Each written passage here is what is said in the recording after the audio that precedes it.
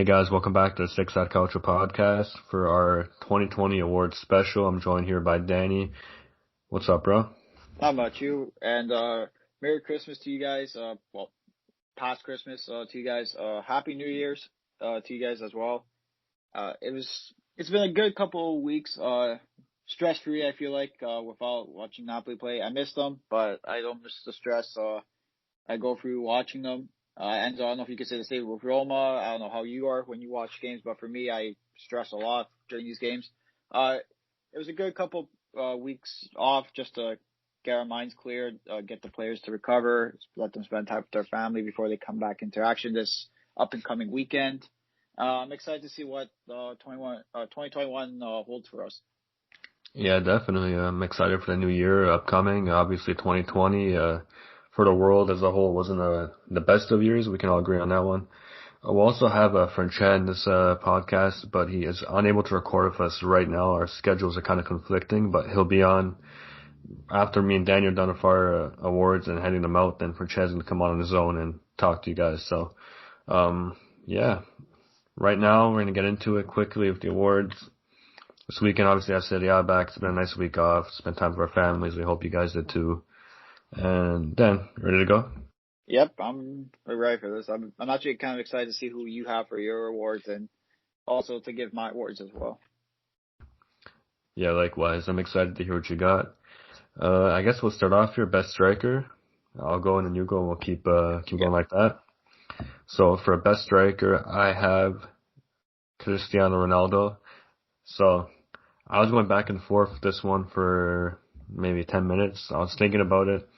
Obviously, Lukaku is an obvious choice. I was going to go with Lukaku. But Ronaldo scored 33 goals in the Serie A in 2020. Lukaku with 22. You have to keep in mind, though, Ronaldo did score a lot of penalties, but a goal's a goal, I guess. But I went with Ronaldo because I feel like as a striker, he offers a lot more than Lukaku. I think, well, to be honest, as a striker, a pure striker, Lukaku's a better player, but as a player as a whole, obviously Ronaldo.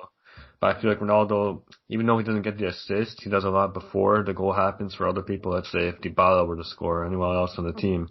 I think Ronaldo caused a lot of problems with dribbling and he sets up a lot of plays and he also has more goals than Lukaku, so I went with Ronaldo, but if someone were to say Lukaku, I wouldn't blink an eye. It's very even between the two. Yeah. Dan, who do you got, bro? For me, I chose Ciro Immobile.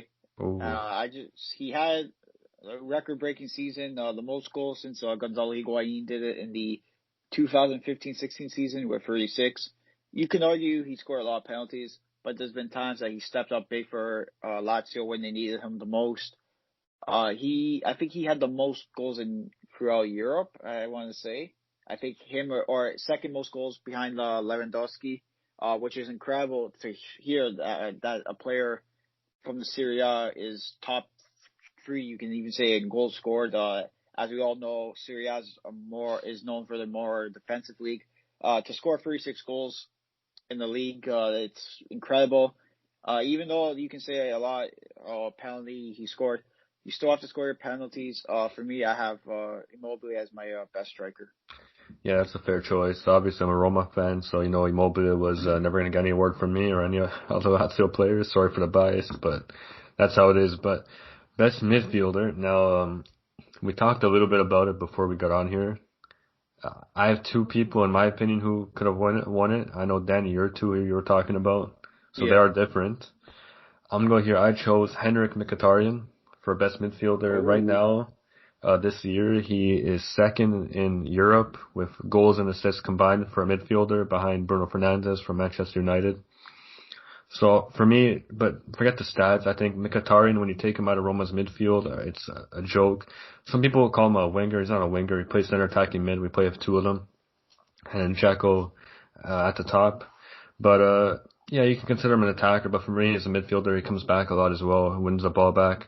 And to me, it's very hard to say anyone else other than him. I think Mkhitaryan's very important. At the end of last season as well, people don't really talk about him as much as they do right now. But he was fantastic for us last year. That's why we renewed him, brought him back to the team. And this year, he's been one of the best players in the league as a whole. So I have Henrik Mkhitaryan. I was also debating Hakan Çalhanoğlu. I think For Milan, when he first came, Dan, I'm sure you can agree, he wasn't the Yeah, best when he first arrived at Milan. yeah, I agree. But He wasn't what Milan fans expected of him. at all, But as yeah, the he years was. gone on, he's becoming more of a fixture for them. Yeah, he's grown as a player. This year he's tied for first in assists, 6 assists, 1 goal. Last year he was a big reason for the run they had towards the end of the season, Milan. So yeah, for me, Çalhanoğlu, he was second, but I went with Mkhitaryan. Who do you have then? For me, I was debating actually between three players. Luis Alberto and DePaul I had, and for me, but I end up at the end of the day choosing Papu Gomez. Before this recent incident with Gasperini, Papu is an incredible midfielder. He's an incredible creative-minded player. Not the tallest player, but he's probably one of the most hardworking players on the Atalanta team. He's the captain. He's the heart and soul of that squad. It's shitty how his career with Atalanta is going to end the way it is. But for me, when this guy's on his game, he's easily a top midfielder in Italy, and then one of the most underrated midfielders in the world. He's such a great player to watch, very gifted with the ball, technical as well, and he can pop in with a goal here and there, but he can also provide that key pass to feed either Zapata or Muriel, or even say other players Atalanta has, and he was a big part of the reason why Atalanta were one of the best attacking teams in Europe last season. And for me, I have Papu Gomez as my best midfielder. Yeah, great choice. Everyone loves El Papu, great player, and obviously Atalanta over the years, well, over the past 2 or 3 years now, they've been a fantastic team to watch, and Papu is definitely a big reason. So a very, very good choice. Now, defense. We got just a defender. For me, this is the toughest one. Usually in the Serie A's history, Dan, you can agree with this as well. There's always been this one, like either Chiellini, Koulibaly. Uh, Mm-hmm. People can say Bonucci. In my opinion, I don't really rate Bonucci too highly, but we're known as a defensive league. But I actually struggled with this one a lot. And I know Yeah, people are me gonna too. turn their heads when I say who I picked. It sounds very biased as a Roma fan, but I went with Marash Kumbula. I think last year in Verona's defense, and we have to remember it's from January until now. So This we year, didn't yeah, start December. September 2019. We started in January 2020. So yeah, two half a seasons basically. That's all it is. And Kumbula for me, Verona was one of the best defensive teams in the league statistically, and when you're watching them, the way they were set up by Juric. And considering who Kumbula played beside Gunther and Ramani, they're good players. They're class. Like, for example, if you have Koulibaly is playing with Manolas, who's been in the Champions League and is a well-known player, or Chiellini, he has Bonucci, has De Ligt. Marash Kumbula didn't have any of the help that those guys had. So in my opinion, he's who I went with. He was fantastic. This season, so far, Roma, obviously, he had the coronavirus out for a while. A few minor injuries, but nothing really big to keep him out for long. But he did have 10 starts this year and 4 clean sheets, and 2 of those starts he only played 45 minutes. And until he got subbed off, he didn't concede a goal when he was on the pitch. So to me, Kumbula is the one I went with. But honestly, you could say maybe Romagnoli. He was great. This season, I don't really rate him too highly, but at the end of last year, Romagnoli is definitely one of the best center backs in the league. Mm-hmm. But I'm actually really curious to hear who you said because I have struggled with this one quite a bit. Yeah, I struggle with this one, and before we start recording, I just changed it just to think about what he's done for the defense. I went with Koulibaly. First, I had Milan Skriniar, but this season Inter's been giving up way too many more goals than a lot of people and I expected at this point of the season. But I went with Koulibaly. He started off last season really poor, and he was injured. He didn't have any breaks between the off season and also the African Cup of Nations, I think it's called.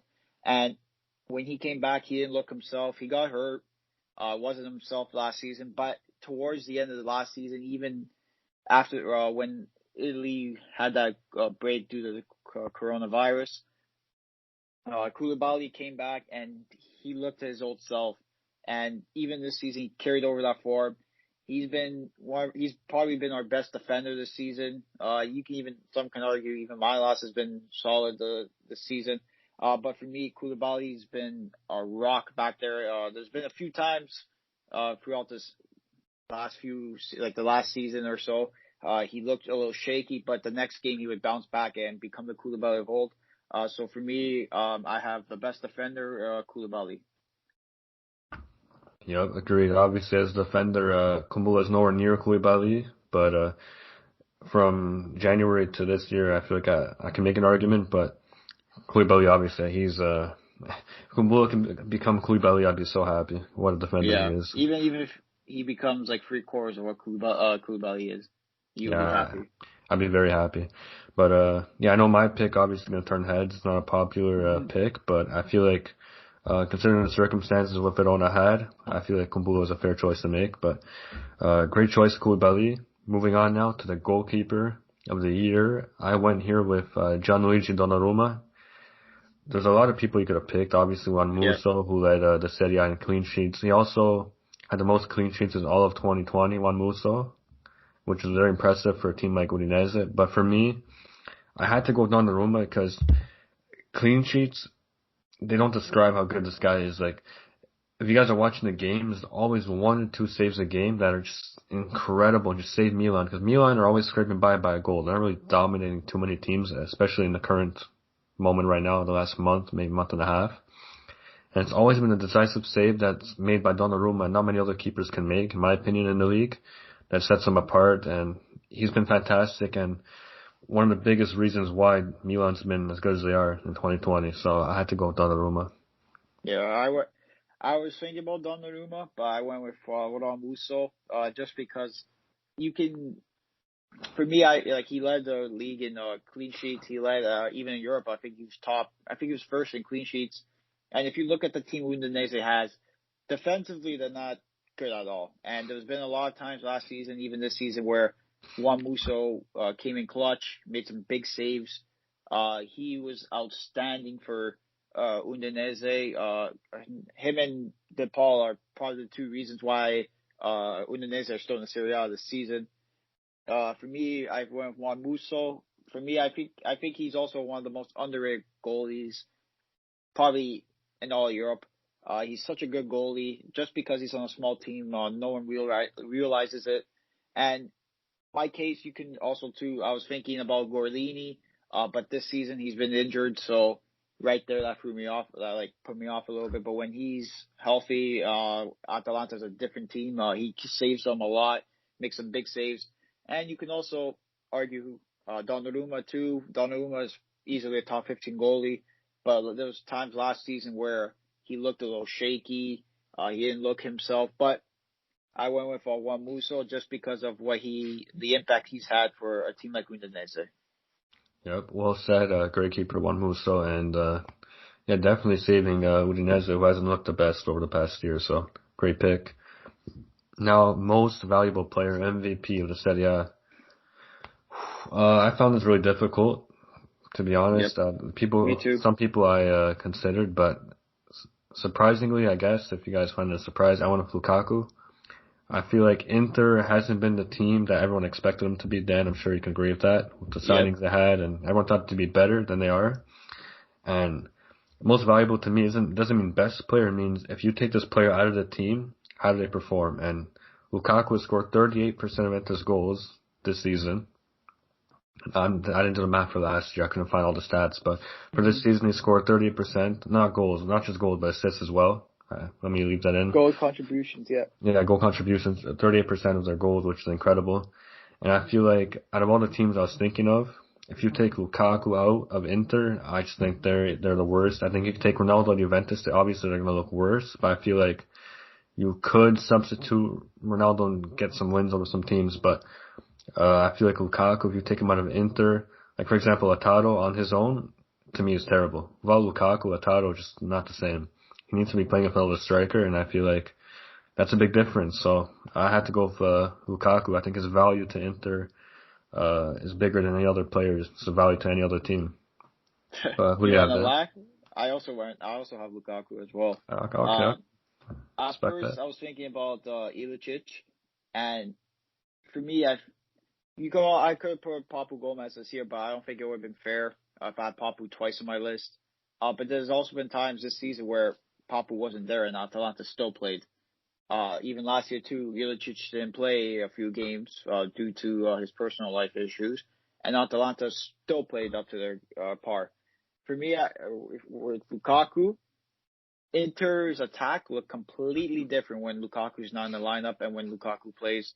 Like Enzo said, he's been a huge contribution to their goals by either assisting or scoring them, and he's also just a workhorse. He's a beast. There's rarely any defenders in the league that can stop Lukaku. So for me, that's a big edge, and that's why I gave him my MVP, most valuable player, Lukaku. Yeah, we agreed on that one there. Breakout player of the year, there's so many you could put. I think Varela is one a lot of people would think of. I think there's Castrovilli. There's so many you can put. There's Lovato, but to me it's too recent. It's only been a couple months. But Lovato's been really good. I know, Danny, you like him a lot. Yep. I like him too. For me, it's a weird reason, but I like him a lot. I just saw this kid. He's been good. I saw this kid. I go, oh, this kid looks decent. Like this first game, I think it was I want to say it was the first game. Yeah, against Roma. I go, this kid's not that bad. And so I go, he's not bad. He played really good. So even though you can even put like Ravella from Genoa. Yeah, Ravella's been solid. Good, yeah. He's been solid for them, but I think it's been too early for them. So I base mine off of last year as well. Yeah, Ravella's been really good for Genoa. But yeah, for me, as a year as a whole, I had to go with Roger Ibanez. He came in January of 2020, early in the year, and he came in for $8 million. He only played one game for Atalanta. I think it was a couple minutes as well. Like, he didn't even start or come up. He played a couple minutes. So it wasn't really like a real opportunity. Nobody knew what to expect from this kid. No one at all. I didn't know who he was, and to see what he's become. Obviously, Atalanta's defense is not the best, and I can't believe they let him go and didn't even give him a chance. He could have been really useful for Gasperini. I believe Gasperini also came out and said he regrets letting him go. But yeah, a player who comes in for $8 million and only had one appearance for Atalanta, comes in new year, instantly becomes starting at Roma. We're in third place right now. He's a big part of that. At the end of last season, we moved to 3-back, and he just came in and started playing well off the bat. From the first game, all the fans started liking him. I think he's one of the best defenders in the Serie A. Eventually, I think a big offer will come in from Europe, close to $80 million for him for how good he's been playing. He brings the ball up. He's good defensively. He's not scared.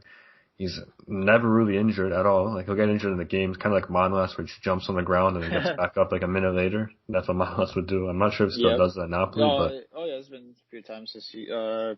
Past even last season, this year. Yeah. Every time I see him go down, I go, oh no. Yeah, I always notice that. They always go down, but they're never actually hurt. I just get up a minute later, but and then they do that big yell, they yell. Yeah. A big yell and they're rolling and holding the knee. But yeah, he does that as well. But I think Ibanez to me is a safe pick, and I think when someone goes from playing one game to being in third place and starting every game, I think it's hard to deny them this award. So I went with Ibanez. Who do you got? For me, it's surprisingly, but I'm gonna go with Theo Hernandez. Last season, when he came into Milan, a lot of people didn't know what to expect from him. I didn't know what to expect from him, and we were linked with him as well. I think Napoli, if they can go back and maybe get the deal for him, I think they would have. For me, he's a great attacking left back. It seems like he can score anywhere on the pitch. He can score any time as well. He plays like a striker, but he's a left back. But the only downside for him is his defending ability. But for me, breakout year, he's easily becoming one of the best left backs in Italy. Maybe top 15, top 10, maybe left backs in the world. So Theo Hernandez had a breakout season. I'm pretty sure Milan bought him. So he's going to be a fixture for the times to come for Milan. Yeah, well said. I think Theo's very hard to deny. And he's been absolutely phenomenal. He ended off 2020 with a bang with that goal to win against Lazio. So yeah, great pick there. I think he has the most goals by a left back in in Serie A, like the most in Serie A, or him and even Crescito. I think they were tied for most goals by left back in Yeah, Serie he A. scores so often, especially considering he's a fullback. So yeah, definitely, yeah, Mm-hmm. I won't deny that. Most improved team. I think this one's pretty obvious. I wanted to say Napoli at first because obviously Ancelotti, once he left, Gattuso came in and completely changed Napoli. He won the Coppa Italia. I was Yeah. considering Napoli. Roma was considering we were a disaster coming out of 2019. And then Fonseca moved to the three back and he's done a great job with the team. Only two losses this season. Well, two real ones at least. Three, if we can include the Verona. But, I had to go with Pioli. I just spoiled one of my words, but I had to go with Milan's most improved team. Coming out of 2019, people need to remember that Milan was terrible. Like they were, Yeah. were they even in the Europa League spot in 2019? 2019? I can't remember. Uh, Might one have been year just out of one, they but made it one year, but due to the financial fair play, they had to yeah, that pull year, out, yeah. and Torino went in, But I think at the end of or the qualifying. 2019, Yeah. yeah, I think at the end of 2019 coming into 2020, I think they were out of the Europa League spot as well. They were terrible, and I don't know what happened in 2020. Around March, they just started picking up and racking up wins, and they've been fantastic ever since. And an interesting stat here, Milan have only lost 3 games in 48 matches of 2020 Holy cow. in all competitions. So that is incredible. So hats off to Milan. I think a team they only lose 3 times in 48 games. I think they're really deserving of that award, especially when they were just awful before that. So I'll have to go with Milan. Who you Yeah. got then? I have Milan as well. We can both argue for the case of even we could put Sassuolo too. Oh yeah, But who good knows show.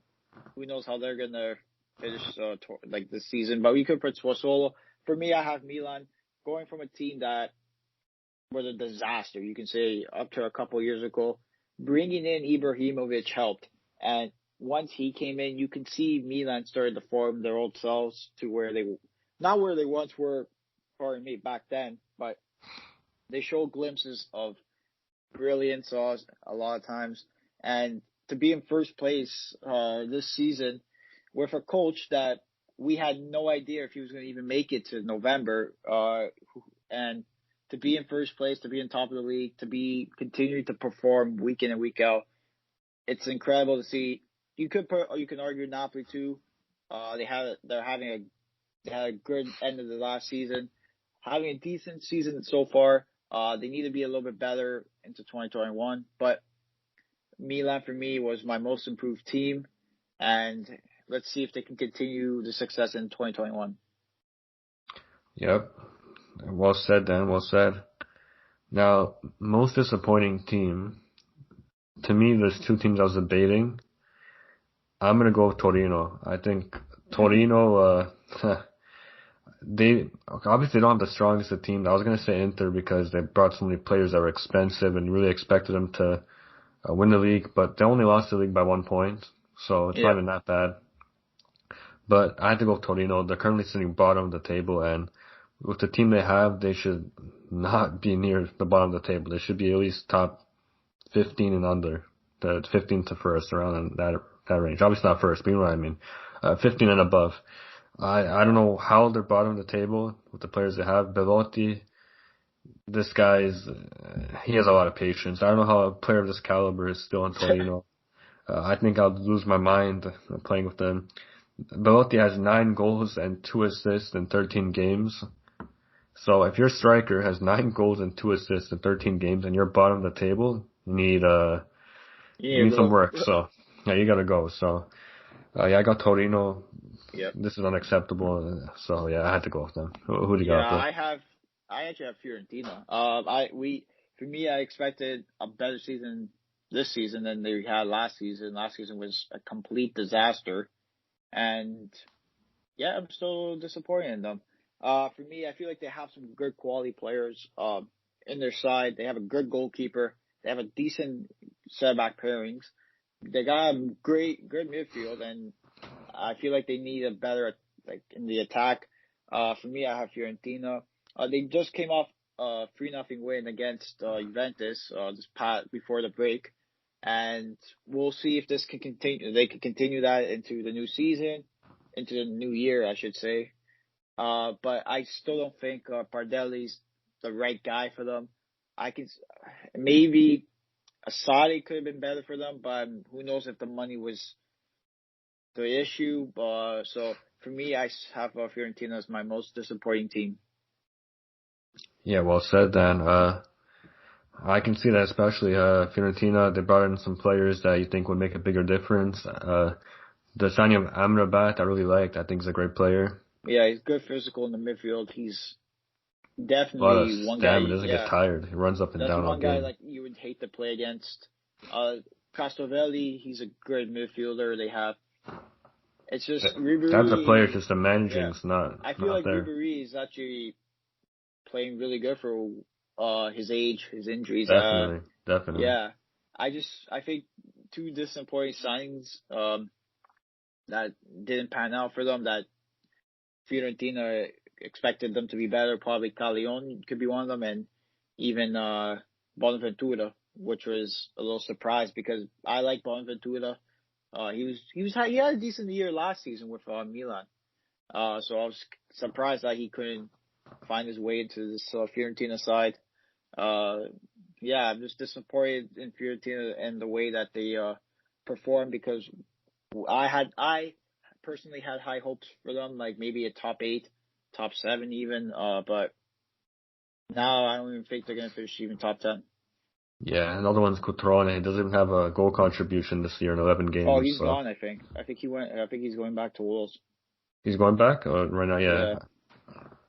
Yeah, he's on loan from the Wolves. He's probably going back. I know he's injured right now, but yeah, 11 games and 0 goal contributions is that's a joke. But yeah, they have some good players. They got Duncan from Sassuolo who came in. He's a really good player. I rate him highly.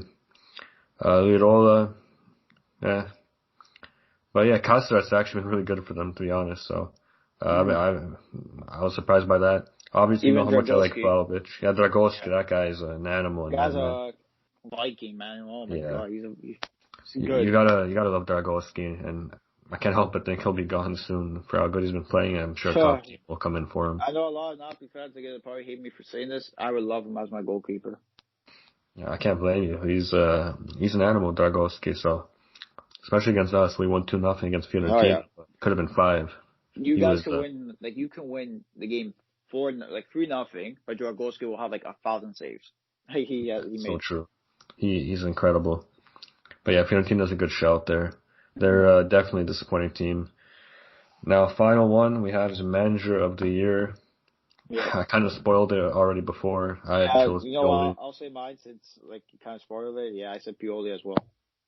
Yeah, it's very hard to argue with that. Obviously, like I mentioned with Napoli before Gattuso, I was kind of thinking of giving it to him for how much he changed Napoli, brought a Coppa Italia to Napoli as well. But Pioli, 3 losses in 48 games, you can't compete with that. So I had to give it to Pioli. He's done a great job, and he shut us all up. I said he'd be sacked by November. It's December, and he's first right now. So yeah, I think we all agree that he might be sacked by. I think I gave him November. Maybe I gave him till Christmas. I don't know. I can't recall, but I said he was going to be sacked as well. Shut us up. So good for him, though. I know a lot of people didn't like him at first, but he's proving people wrong. He's proving that he can coach in the Serie A, and he can lead a team like Milan to first place so far. Yeah, and if you look at Milan on paper, they aren't really the strongest of teams. So Pioli's done a great job of what he has. So you got to give him respect for that. And yeah, well done to Milan. They're the kings of the Serie A at the moment. Let's see if they can hang on to it. Or if Juve can make a comeback, because they're not looking too good at the moment. Who knows? Maybe a surprise team might come in. Yeah, true. Inter, Roma, I don't think we really have a chance. But our goal is really top 4, but you never know. Sassuolo looking good, Napoli.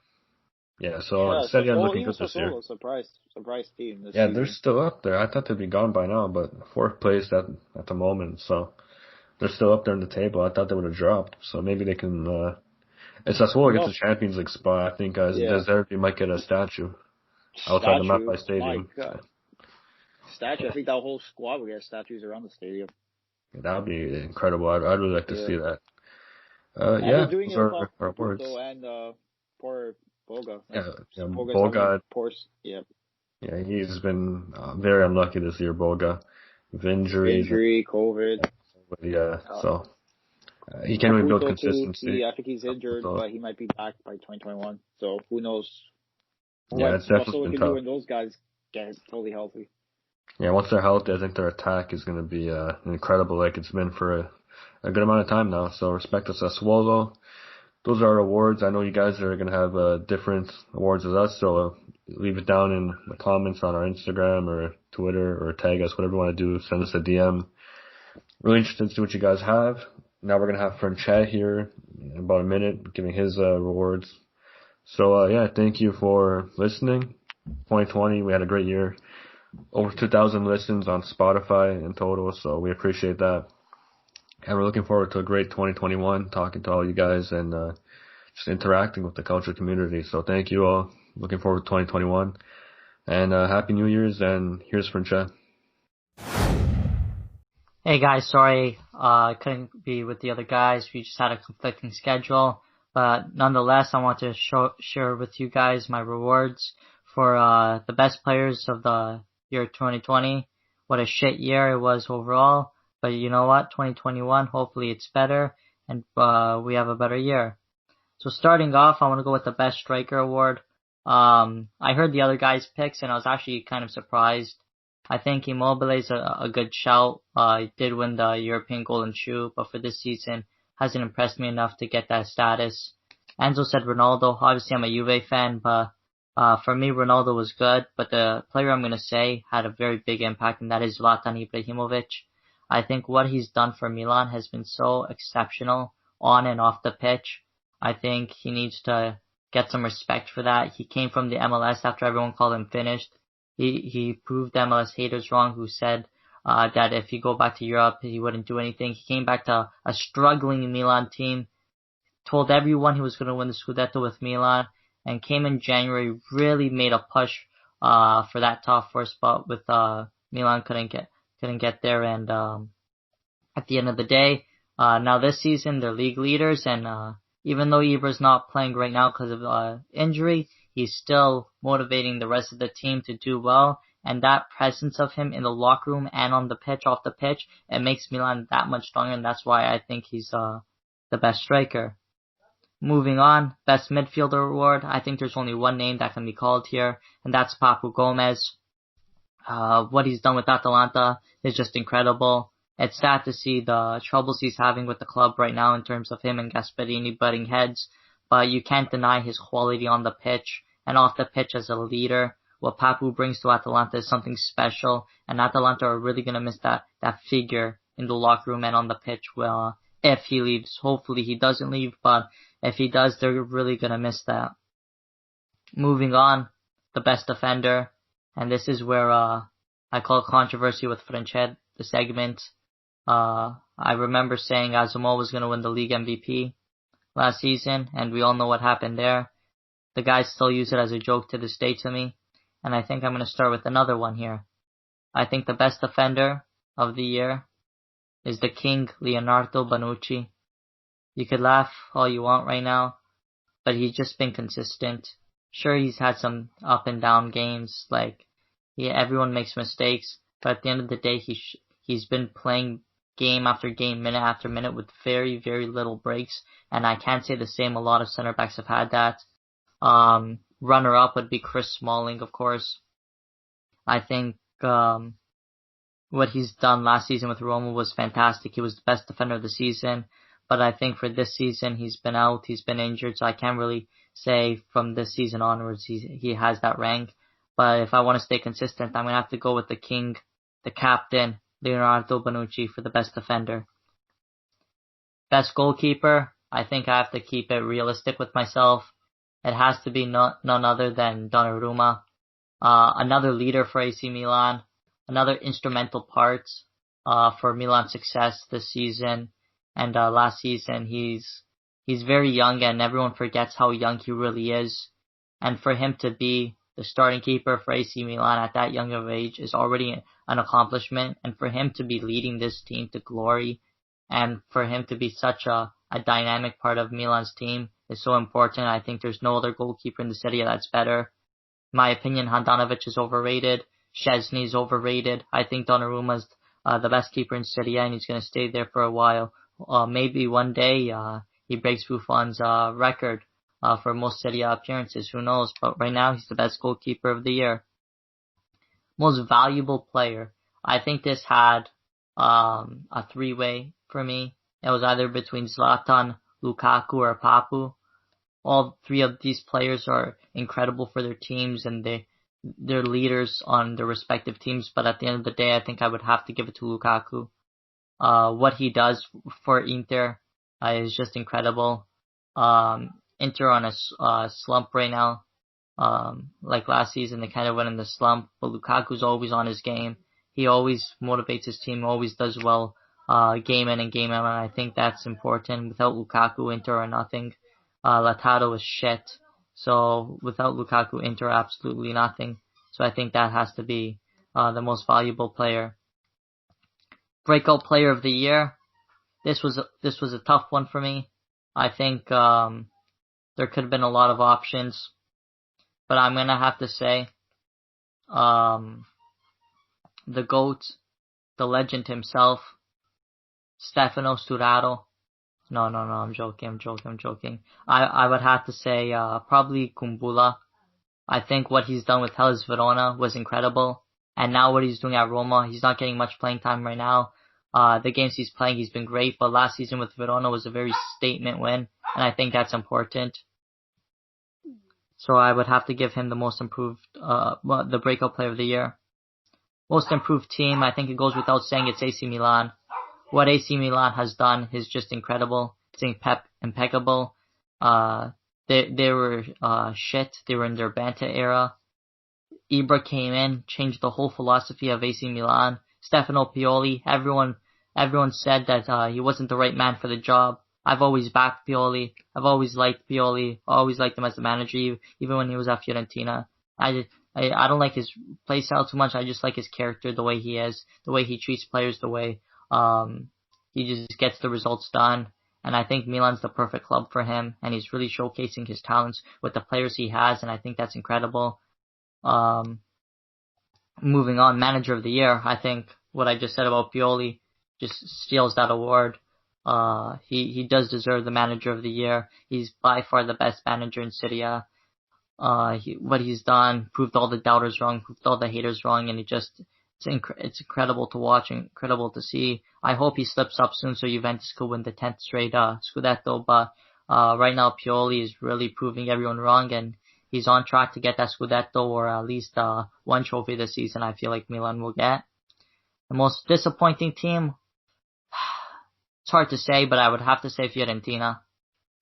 I think even after that 3-0 win against Juventus, I think with the team they have on paper, Fiorentina is a team that can challenge for European success. They can challenge for that top 4 spot. They can challenge for top 3. The team they have is impeccable. It's amazing. But when they get on that field, that just falls out. Even before Chiesa left, that team was even better.